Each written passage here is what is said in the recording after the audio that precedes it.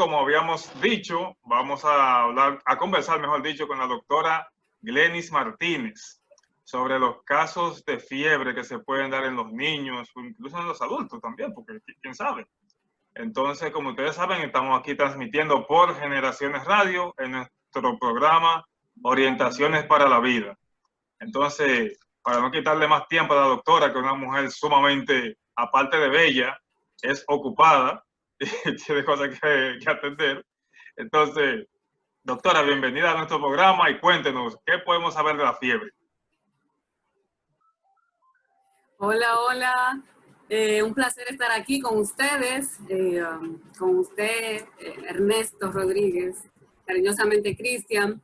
Para mí es un honor, así que nada, vamos a tratar de abordar lo más importante que tengamos que saber acerca de la fiebre. Yo soy pediatra, nutricionista, estamos a la orden. Voy a compartir entonces ahora la pantalla, Cristian. Perfecto. Ah, caray. Acá me dice que es usted que tiene que compartir la pantalla. Me quito yo entonces, si usted quiere. No, usted ve donde dice share screen.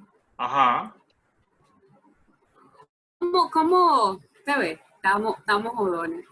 Porque aquí dice que es usted, o sea, el que está como host. Mira, a ver si ya, porque la puse a compartir ahí. Inténtelo ahí. Ah, perfecto, sí. Ahora está en eso. Vamos. Ahí sí. Exactamente. Este es un tema bastante interesante.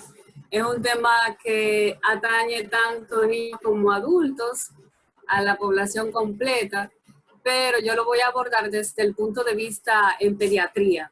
Correcto. ¿Se ve bien ahí? Excelente, se ve. Mejor ya hice daño, doctora. Ok, gracias. Bien, entonces vamos a hablar de fiebre en pediatría. La fiebre, por lo general, es un signo de preocupación en todos los padres. Entonces, vamos a comenzar con la definición. En realidad, la fiebre es una respuesta adaptativa del organismo hacia un agente agresor. Entonces, las definiciones son el aumento de la temperatura corporal en respuesta a alguna enfermedad o algún padecimiento. La Organización Mundial de la Salud define la fiebre como temperatura rectal por encima de 38 grados centígrados y axilar por encima de 37 grados centígrados. Esto es importante hacer hincapié porque la temperatura que más se parece a la temperatura central del cuerpo es la temperatura que es tomada vía rectal, que es esta. ¿Qué pasa? Que por lo general esta no es la más usada. O sea, en pediatría ni en adultos no es la más usada. Por lo general se utiliza a nivel axilar, se toma la temperatura que es menos agresiva para los niños y adultos también, pero en este caso menos agresiva para los niños y pues menos incómoda para los padres también. Entonces estamos claros ya que 37.5 por encima axilar es fiebre o temperatura elevada. Ya cuando está así, 37.5 por debajo, se suele llamar febrícula, que son fiebres pequeñas, así mismo se describen. Entonces, la fisiología de la fiebre, ¿por qué ocurre la fiebre? ¿Qué es lo que pasa en el organismo que hace que haya una respuesta adaptativa, la cual se llama fiebre o temperatura elevada? Bien, en el cuerpo hay un grupo de sustancias que se llaman pirógenos, que si entran a nuestro organismo, pues producen una reacción, desencadenan una reacción que lleva como final la temperatura elevada o la fiebre. Nosotros tenemos un termorregulador, que es el hipotálamo. Está en el cerebro, aquí en esta partecita que está morada, ahí está nuestro hipotálamo y es donde se regula la temperatura corporal. Esto es importante porque la temperatura corporal del organismo debe ser 37 grados centígrados. ¿Qué ocurre?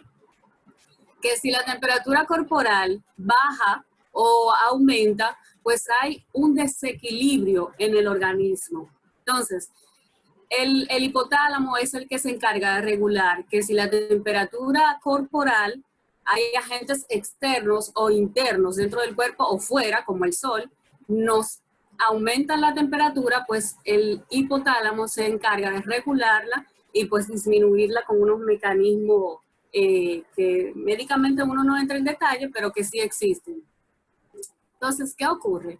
Que ese 37 grados centígrados es importante para nuestro cuerpo, porque en ese nivel es en donde se realizan funciones importantes, es decir, se realizan síntesis de sustancias y se realizan reacciones químicas en nuestro organismo. Por eso es importante tener la temperatura en 37 grados centígrados en el cuerpo.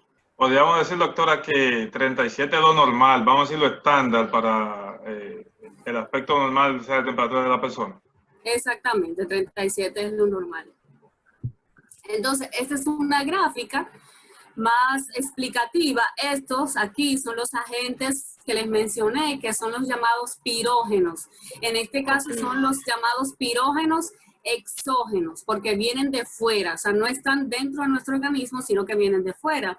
Ahí están las bacterias, los virus, los hongos y una serie de elementos más. Entran, aquí viene la flechita, entran a nuestro organismo, a nuestro torrente sanguíneo, y pues se encuentran con una célula que da una respuesta. Esa célula da una respuesta liberando sustancias al torrente sanguíneo. Esas sustancias viajan a través de la sangre y llegan a recibir esa respuesta por el hipotálamo, que es el centro termorregulador, como ya habíamos dicho. Entonces, el hipotálamo hace que ocurra una respuesta en base a esa reacción. ¿Ok? Entonces, ¿qué ocurre? Que por medio de prostaglandinas, que son unas sustancias que van a realizar funciones específicas, en este caso en los vasos sanguíneos, pues va a ocurrir una disminución de la pérdida de calor y por ende también un aumento de la producción de calor, lo que va a llevar como consecuencia a la fiebre. Entonces, ¿qué ocurre? Con el aumento de la temperatura corporal existe vasoconstricción, es decir, el vaso se comprime. Si tenemos un vaso de este tamaño, pues a través de las prostaglandinas que ya mencioné, pues este vaso se pone más pequeño. Ese vaso sanguíneo, exactamente, se estrecha. Eso es lo que se llama vasoconstricción. Entonces, por eso, por esa vasoconstricción pueden ocurrir los escalofríos, puede ocurrir el tremor, que es bastante angustiante en una persona, en un niño principalmente. Porque cuando una persona tiene fiebre, por lo general, hace temblores. Y esto ocurre por la misma reacción que hay en el cuerpo. En los niños ocurre tremor. La gente se asusta mucho cuando esto ocurre porque entiende que el niño va a convulsionar o a veces entienden que esos tremores son convulsiones. En verdad no son convulsiones, es una reacción de que el cuerpo intenta activar unos mecanismos de defensas para poder regular la temperatura. Entonces, cuando hay fiebre, esto es bueno tenerlo pendiente. Mira, la fisiología para mí es importante en todas las enfermedades y así en los signos, porque la fiebre no es una enfermedad per se, es algo que es un signo que puede estar en cualquier, ya sea evento, enfermedad propiamente dicha, en cáncer, en enfermedades que tienen que ver con el sistema inmunitario, que eso también es importante. O sea, la fiebre podría decirse que la fiebre es como un sentido de alerta de que en el cuerpo está pasando algo. Puede llamarse como un sentido, una alarma, porque en realidad, más adelante voy a explicarte que la fiebre tiene sus pros y sus contras, en verdad más pro que contra, pero eso es algo que hay que aprender y colocárselo con cucharita en la mente, porque en verdad todo padre con un niño con fiebre lo que está es tenso y lo que quiere es darle algo para que le baje la temperatura. Precisamente ahora que se está hablando tanto de COVID-19, cualquiera se entra en pánico cuando ve un niño así. Así es, realmente es así. La fiebre por años o sea, por décadas se ha catalogado como un monstruo realmente. Pero luego vamos a ver por qué no es tan monstruo la fiebre. Eso quiero verlo yo. Entonces seguimos. Las etiologías, como ya había mencionado anteriormente, pues son agentes infecciosos como virus, bacterias, hongos, parásitos, importante. A veces hay fiebres por ahí, fiebrecitas, 37,5, 38, y le hacen hemograma, le hacen orina, le hacen de todo y no encuentran nada. Y el niño no tiene diarrea, pero si se le hace un coprológico puede tener un parásito por ahí. Entonces también es bueno siempre pensar en parásitos cuando hay fiebre.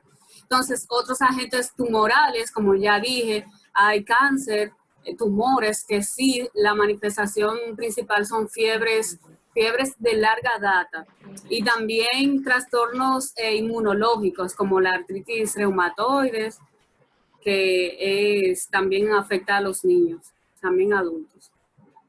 Entonces, las vacunas es otro agente causante de fiebre, pero este no es un agente malo de la fiebre. Ocurre la fiebre a temperatura elevada cuando se vacunan los niños, principalmente cuando son vacunas bacterianas. Esto suele ocurrir porque en el organismo hay una respuesta, porque independientemente de que sea una vacuna, es decir, una bacteria sin vida propiamente, que no es el agente per se agresor, sino que es el agente cultivado en un laboratorio, introducido al cuerpo, atenuado, es decir, como con los brazos atados y las piernas atadas, que no va a poder pelear con nuestro organismo, pero independientemente de, el organismo lo reconoce y como te explicaba anteriormente la cascada de lo que ocurre, pues manda las alarmas de que algo entró al cuerpo que no es parte normal del organismo, ¿entienden?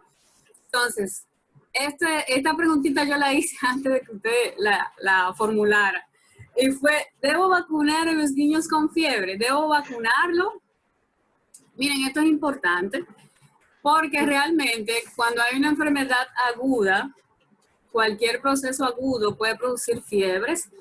Un proceso respiratorio, un proceso gastrointestinal puede producir fiebre. Entonces, por lo general, si el niño está cerca de vacunarse, ese es un interrogante frecuente. Le está dando fiebre o está enfermito, ¿le puedo poner la vacuna? Miren, realmente las vacunas no tienen contraindicaciones así de peso. La fiebre es una contraindicación transitoria y poco relevante. Ahora bien, mi consejo es que mientras su niño esté enfermito, pues no se la coloque hasta que se mejore. Inmediatamente se mejore, que eso va a tardar 1 o 2 semanas, usted va y le aplica la vacuna. Porque, ¿qué ocurre? Que si, por ejemplo, su niño está teniendo fiebres, febrículas, usted no sabe qué le pasa y lo vacuna, entonces luego la vacuna puede producirle fiebre también. Usted no va a saber si la fiebre es por la vacuna o es porque el proceso ha seguido. Es una forma más de orientar. Por eso yo digo que el mayor trabajo del pediatra es la orientación. Uno ahí tiene que tomarse su tiempo realmente, porque nuestro país está lleno de malas informaciones. Eso sí es verdad. Así es. Entonces, otra preguntita frecuente y que desde nuestras abuelas pues se ha inculcado de que sí, que los dientes, la salida de los dientes dan fiebre. Hasta yo lo creo. Vamos, sáqueme de ahí ahora. Bien. Realmente son cosas que uno las palpa diario. Diario son esas preguntas. Por eso te digo que el trabajo fuerte del pediatra es en la orientación. Realmente esto es verdad. Pero. Perdón. No, mira lo que ocurre. Cuando la encía está bien inflamada, que van a salir los dientitos, cuando hay inflamación, hay una reacción inflamatoria, valga la redundancia, y en una reacción inflamatoria se liberan sustancias de las que ya les hablé en la cadena ahorita, que pueden causar fiebres, pero así mismo lo describen los libros, febrículas. ¿Qué son las febrículas? Fiebre de 37, 38, más de ahí eso no pasa. Y es algo bastante autolimitado, que no va a durar ni 2 semanas, ni 3 semanas, ni una semana siquiera completa, ¿ok? Entonces, sí puede pasar, pero solo en los casos que la encía esté bien inflamadita, solo en esos casos. Ahora, los casos que la encía no está inflamada y que el niño está haciendo fiebre, no, por eso que por lo general debe llevarse al niño las primeras 48, 72 horas de fiebre para que lo evalúe su médico de cabecera, para que lo evalúe su pediatra y pues realmente busque si hay otra etiología de la fiebre, porque por lo general los padres dicen, sí doctora, mire, tiene 2 hinchones ahí, así mismo lo dicen. Puede ser que sea por los dientitos, pero por lo general los pediatras no acostumbramos a decir que es por los dientes porque se quedan con el niño en la casa. Se quedan con el niño en la casa y al final ellos no son médicos para establecer la diferencia si es por los dientitos o no. ¿Ok? Sí, sí, lo que pasa es que usted sabe como psicólogo, que soy, usamos lo que es la asociación. Como uno ve que normalmente cuando salen los dientes, uno se asusta, ay, le da fiebre ya. Porque inclusive, bueno, usted sabe que en el embarazo, por ejemplo, dicen que la mujer cuando tiene acidez es porque el muchachito está echando cabello. O sea, muchísimas cosas que la gente asocia. No, eso no es así. Pero ya usted tiene que buscarse una ginecóloga para que le aclare eso, pero eso no es por eso. No, yo sé que ese no es el tema de esta clase, nada más Okay. un comentario ahí a breve. Sigamos con la fiebre entonces. Perfecto. Entonces, concerniente a la epidemiología, aproximadamente entre el 10 y el 20% de las visitas a consultas en pediatría son por episodios febriles agudos. Los episodios febriles agudos son más frecuentes, más comunes en edades comprendidas entre 3 meses y 3 años, pero pueden darse realmente en toda la etapa de la vida, pero son más frecuentes en esta edad. Por lo general son más frecuentes niños que van a guarderías. Esto es importante porque ustedes saben que las guarderías nos ayudan mucho a las madres, bastante, Sí, eso es. pero son un reservorio de bacterias, de virus, de parásitos, porque realmente esos niños están asignados, o sea, son un grupo considerable de niños en un espacio limitado. Entonces, eso hace que los niños sean más propensos a tener más procesos febriles que tengan que ver con virus o bacterias. Entonces, aumenta la incidencia de cuadros febriles durante los meses de invierno y esto realmente coincide con la aparición de virus tanto respiratorios como gastrointestinales. Okay. En función del tiempo, la fiebre la podemos dividir o clasificar en fiebre de corta duración, que es una fiebre inferior a 2 semanas. De acuerdo al tiempo también, fiebre de duración intermedia, 2 a 3 semanas, y ya una fiebre de larga duración, que es de superior a 3 semanas. De acuerdo a la curva térmica, se divide o se clasifica en intermitente, que es cuando la temperatura desciende cada día a valores normales. Remitente, que es cuando la temperatura desciende cada día, pero sin alcanzar valores normales. Mantenida, donde no muestra oscilaciones superiores a 1 grado a lo largo del día. Y recurrente, cuando hay periodos alternos, ya sea de fiebre y temperatura normal. Esto es bueno saberlo.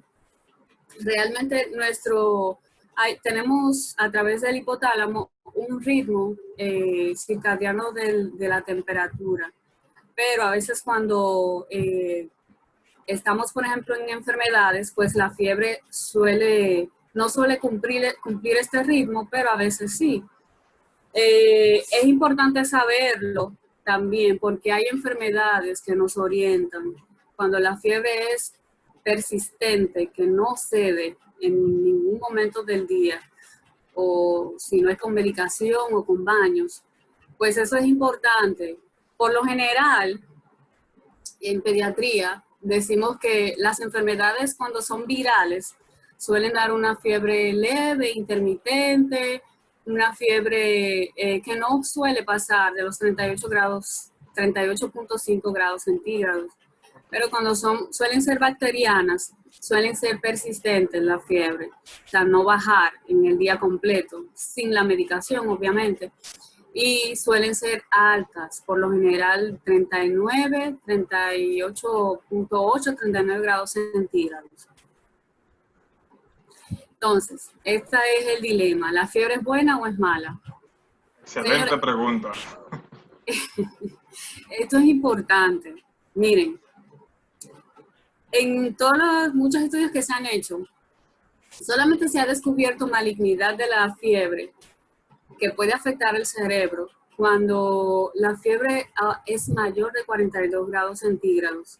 Y yo creo que eso, a menos que ocurra, puede ocurrir, pero es difícil porque hoy en día tenemos a mano todos los antipiréticos prácticamente, sin receta, hasta lo venden.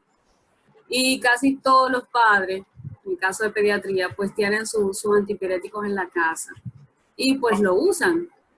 Una pregunta, a propósito que usted dice eso de fiebre de 42. ¿Puede una fiebre tan alta, por ejemplo, de 42 o más, no sé si hay un punto menos, dejar una secuela permanente en un niño que lo lleva a convulsión, por ejemplo? Lo de la convulsión no tiene que ver con la temperatura tan alta, realmente. Porque la parte que te iba a explicar es que, según los estudios que se han hecho, solamente se ha identificado malignidad en la fiebre cuando la temperatura aumenta de 42 grados centígrados a nivel cerebral, o sea, daño a nivel cerebral. Pero que tiene que ser, ¿qué te digo? Que sean unos padres despreocupados, que nunca le haya dado una fiebre a un niño. Correcto. Y pues que el niño tenga, por ejemplo, 5 horas, 6 horas sin el niño estar cargado, porque los niños viven encima de uno prácticamente, que uno suele saber cuál es la temperatura normal de sus niños. Por eso realmente cuando una mamá dice mi niño tiene fiebre, uno le cree, yo particularmente le creo, porque el niño vive encima de uno. A veces se le calienta la cabecita y son febrículas, pero son fiebre. La mamá sabe identificar. Mire, doctora, se le está calentando la cabecita y los piecitos y las manos, pero el resto del cuerpo no. Y precisamente son febrículas y hay que investigarlo. Entonces, esa es la parte mala de la fiebre, que puede dejar secuelas, pero eso es muy raro realmente, ese por ciento, y muy bajo, muy bajo. Gracias a Dios. Pero también existen lo que son las convulsiones. Vamos a hablar más adelante de eso. Déjame terminar con lo bueno de la fiebre. Para ver si convenzo a alguno, pero no creo. Invéntalo.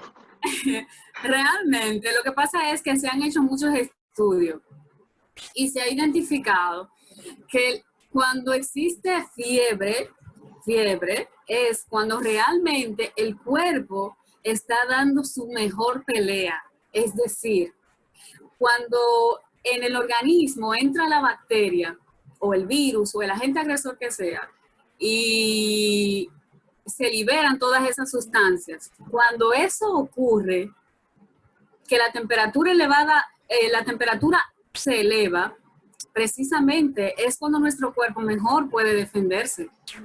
Y eso no es un cuento, eso lo pueden buscar. O sea, se han hecho muchos estudios con respecto a eso, porque realmente la fiebre la tenemos como un fantasma. O sea, hay un temor con la fiebre realmente.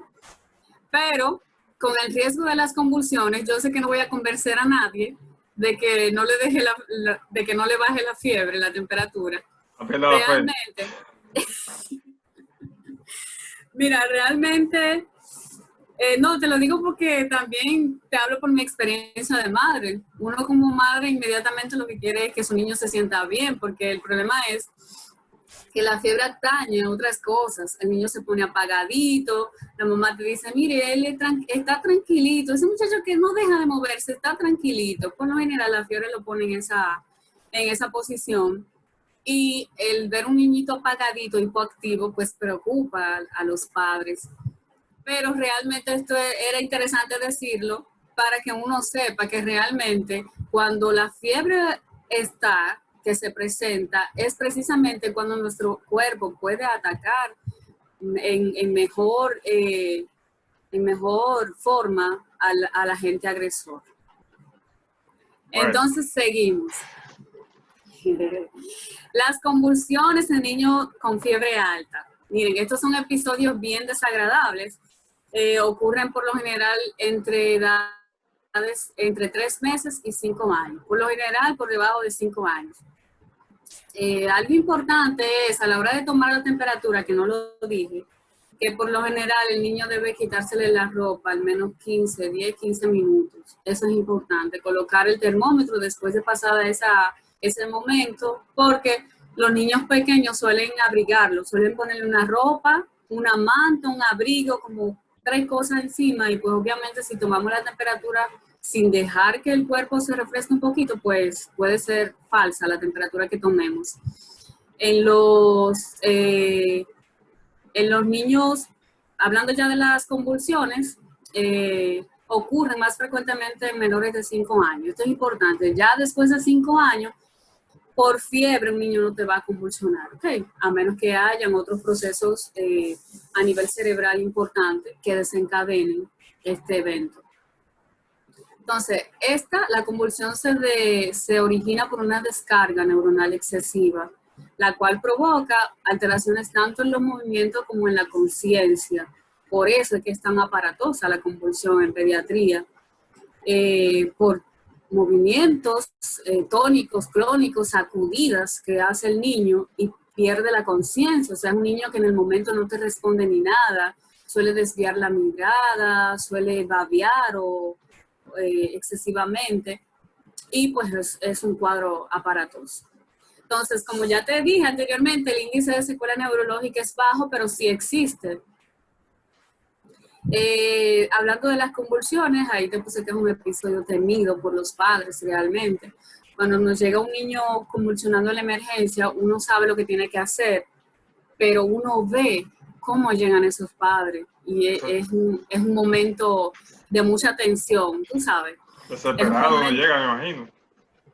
Así es, sí, no, los padres llegan desesperados. Por lo general tú ves que a veces llegan descalzos, porque lo que hacen es agarrar el niñito y salir corriendo para el centro de salud donde hay una emergencia más cercana.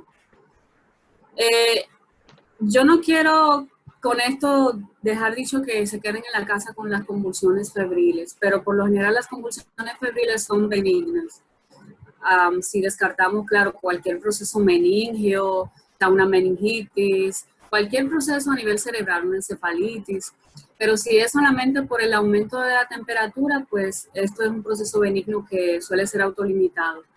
Sí, tener pendiente que, por ejemplo, las convulsiones suelen ocurrir el primer día que ocurre la fiebre, que inicia, porque a veces llegan los padres y uno le pregunta, él tenía fiebre, estaba enfermito. No, doctor, él estaba bien, pero realmente cuando le tomamos la temperatura en la emergencia tiene fiebre.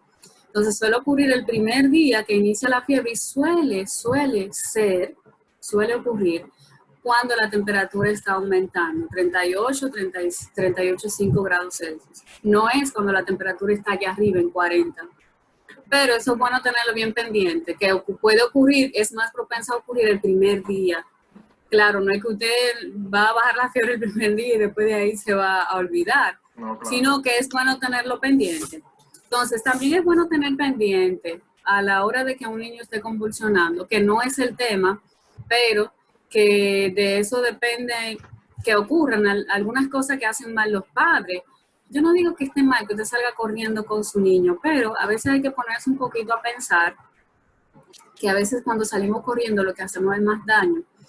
El niño a veces hace movimientos tan bruscos que puede tener vómitos y pues si simplemente agarramos al niño y no nos damos cuenta de que la boquita esté sin nada adentro, de que el niño no haya tenido en el momento algo en la boca y se lo esté tragando y se esté asfixiando, podemos hacer daño, salir con ellos rapidísimo. Realmente hay que darse su momento para uno ponerlo así, como lo puse en esta imagen. Los niños ya, más o menos 4 años, tiene este niño, 3, 4.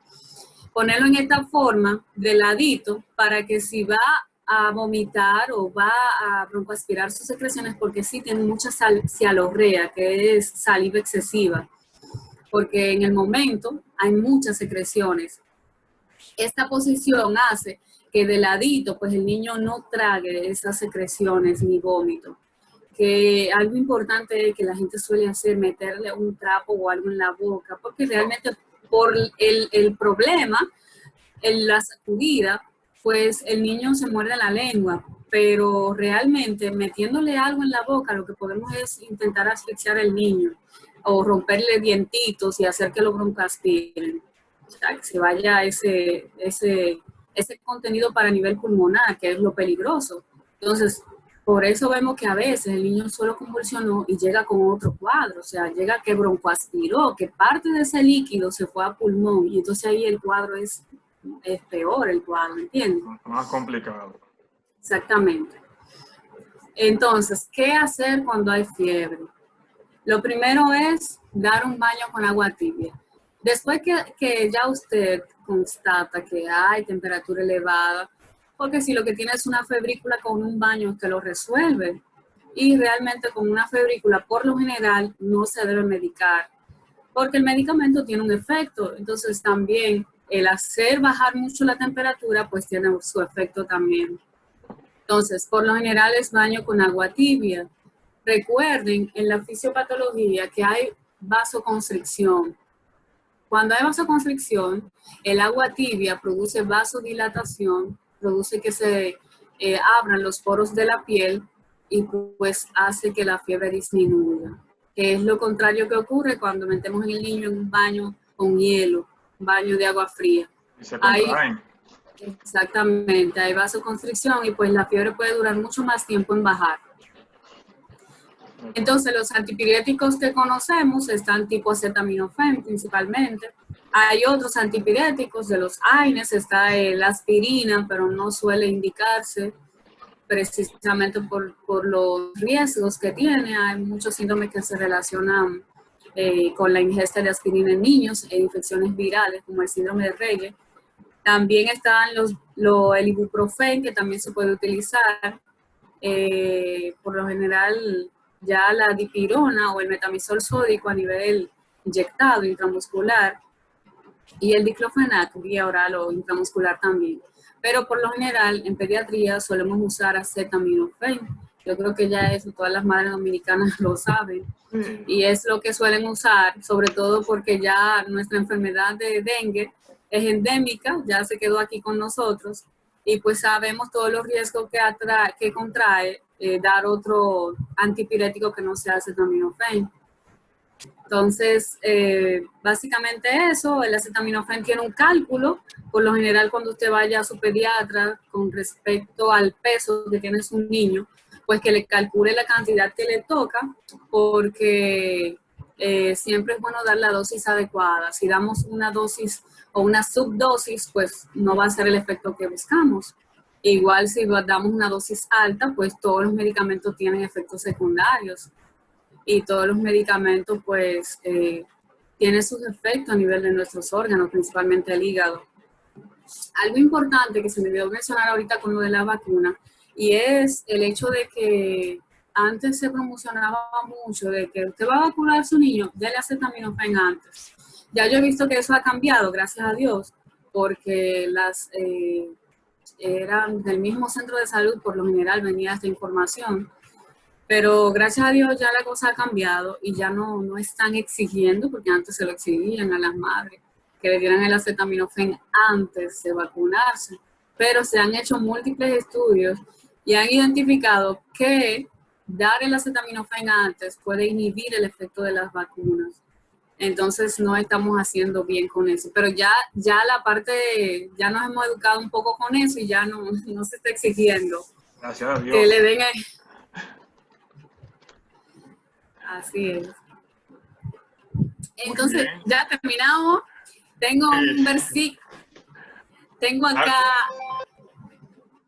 en Mateo 6:34, así que no os afanéis por el día de mañana, porque el día de mañana traerá su afán. Basta a cada día su propio mal. Dios te bendiga. Miren, eso hay que aplicarlo ahora en esta pandemia. Correcto. Hay que aplicarlo definitivamente. Déjeme decirle, doctora, Bueno, que ha sido una ponencia magistral, digo yo. Y usted que me decía que usted me da nerviosa, pero te lo ha hecho mejor que muchos, porque yo he visto. no, es que yo no soy muy buena aquí en estos ministerios de cámara y eso. Yo siempre estoy detrás de la cámara. No creo que los que la vean a usted digan eso de usted, no creo, no creo. Esa tan dura como usted, doctora. Bueno, cualquier pregunta que tenga, pues que quieras que orientemos, yo creo que ahí abarqué lo que por lo general le preocupa más a los padres, a la ¿Dónde la pueden población. contactar a usted? Mira, yo voy los jueves, estoy los jueves y sábados en Centro Médico Familia Feliz. Esa clínica está en el ensanche Altagracia de Herrera, pero estamos todavía por cita, por medio de la pandemia. Entonces, también estoy en Profamilia de Herrera, que está en Plaza Ceylon, en segundo nivel. Estoy ahí lunes y miércoles, pero igual es por cita. Esa en pintura ahí, no puede dar por pintura ahí. Ajá, en Plaza Ceylon, sí. De el Banco Popular. No, próximo ahí que está, me parece. El próximo, ya no, ya se mudaron de ahí. Están, Ya. Estamos a la orden. Perfecto. Entonces, como ustedes acaban de ver, hemos tenido aquí una doctora que se sabe de todas en estos casos. No, Entonces, tampoco así. Yo solo sé que no sé nada. eso decía, creo que era Aristóteles, pero de todas maneras es importante que sepamos cómo prevenir. No tenemos que tampoco desesperarnos cuando los niños están en caso de fiebre, tenemos que saber qué hacer. Exactamente. La doctora mencionó varios medicamentos, pero lo correcto en ese caso es primero consultar al pediatra. No se lleve de usted, que usted no sabe de eso, usted no es médico. Entonces, es importante esto que lo veamos. Entonces, doctora, para mí ha sido un placer conversar con usted aquí. Creo que por la juventud que usted tiene, también la vamos a invitar a la sección Joven Ejemplar para que nos cuente un poquito de su historia en otra ocasión. Así que no se nos va a perder de radar. No se va a perder de radar. Entonces, palabras finales de usted. Bueno, realmente la persona, a todos, intentar guardar la calma, intentar ser ecuánimes ante cualquier eventualidad con los niños. Miren, en esta pandemia, dentro de tantos estudios que se han hecho, porque hay tanta cosa de COVID que ya yo estoy cansada de leer, pero realmente los niños son los menos afectados. Hay que estar pendiente de los niños, es cierto, pero recuerde que si usted está saliendo diario de la casa, debe tomar todas las medidas del lugar, porque si usted está saliendo de su casa, es igual que el niño también lo esté haciendo, o sea, está propenso a que usted pueda contagiarlo. Entonces recuerden que hay muchas personas que vamos a ser asintomáticas, o sea, que no vamos a tener ni siquiera un estornudo ni nada, y vamos a padecer la enfermedad. Los niños, muchos, están pasando asintomáticos. Pero digo que en el centro donde yo trabajo, que está siendo un centro de COVID, pues la mayoría de los niños están sin síntomas. Hay algunos que sí, pero la mayoría sin síntomas y realmente están comportándose de esa forma. Entonces, realmente debemos ser ecuánimes. A la hora de tomar cualquier decisión, sentarse, no tomar decisiones con cabeza caliente, como dicen, todo pensarlo en frío, porque de eso va a depender una buena respuesta a lo que esté ocurriendo. Entonces, eso es importante y eso lo podemos aplicar en todo en nuestra vida, no nada más con las enfermedades ni con la fiebre, sino con todo. Bueno, Un placer. Ahí entonces, para que no se nos confundan, ella es la doctora Glenis Jiménez. Ustedes van a ver ahí que en la titulación dice José Ramón Rodríguez. Ese es su esposo, mi amigo. Entonces, Sí. Se va a quedar como Glenis Jiménez. No es Jiménez, Glenis Martínez. Ay, perdón, es que me confundí con otra doctora. Estoy diciendo Jiménez hace rato. No te preocupes, que esa es mi hermana, no te preocupes. No, yo sé que es su hermana, pero caramba. Esos despistes no son buenos a esta altura ya. Sí, no pasa nada. Sí, lo que pasa es que como entramos por el link, no me dio chance a hacer el cambio de nombre y la laptop tenía el nombre de él. Ah, ya, pero de todas maneras, sepan ahí que la doctora es de mucha capacidad. Nosotros vamos a seguir aquí ya para vamos a cerrar aquí ya el programa de orientaciones para la vida, pues Generaciones Radio. Recuerden que nos pueden seguir en nuestras cuentas de Orientaciones para la Vida RD, tanto en Facebook como en Instagram. Este programa pueden verlo ya completo también en YouTube, buscando la cuenta de Generaciones Radio, así como de Orientaciones para la Vida, que es otra cuenta que tenemos ahí también. Doctora, con usted cerramos este día y esperamos en una próxima ocasión contar con usted, quizá con otro tema de los niños con respecto a algunas situaciones que puedan suceder con ellos, así como la sesión Joven Ejemplar cuente con eso, que eso va. Así que nos vemos, Dios mediante, la semana que viene en otro programa más en Orientaciones para la Vida por generacionesradio.com, esté donde estés, y muchas gracias por la fineza de su atención.